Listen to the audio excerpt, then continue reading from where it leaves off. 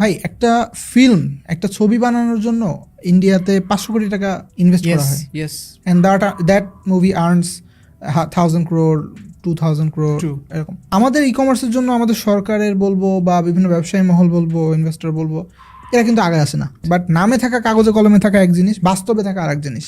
ওকে, জিনিসটা হলো যে আপনি যদি দেখেন কেন ওয়াসিম আলিম, আবার ওনার কথা বলছি, উনি যে বললো যে আমাদের ইন্ডিয়াতে লঞ্চ করা উচিত ছিল। ইন্ডিয়াতে যে কোনো স্টার্ট আপ ছোট হোক বড় হোক, ওরা যে ইকোসিস্টেমটা পায়, যে সাপোর্টটা পায়, ফাইন্যান্সিয়াল, টেকনোলজিক্যাল, সবচেয়ে বড় কথা ইন্ডিয়াতে বড় বড় আপনার বিলিয়নিয়ার্স, জিও যেমন হচ্ছে সবকিছু ফ্রি করে দিয়েছিল ইন্টারনেট এক বছরের জন্য। এই যে দেখেন এই ফ্যাসিলিটিস গুলা কি আমরা দেই?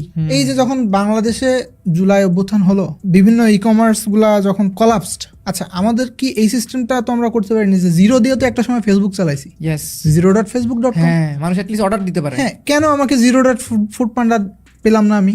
কেন আমি zero.chaldal.com পেলাম না? কেন আমার লাইফে আমি ওই কয়দিন সাফার করলাম?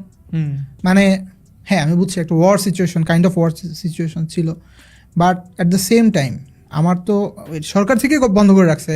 স্টিল যদি আমার ব্যবসায়ের ভিশনটা ওইভাবে থাকে, আমার তো 360 ডিগ্রি প্ল্যান থাকতে হবে, ব্যাকআপ থাকতে হবে।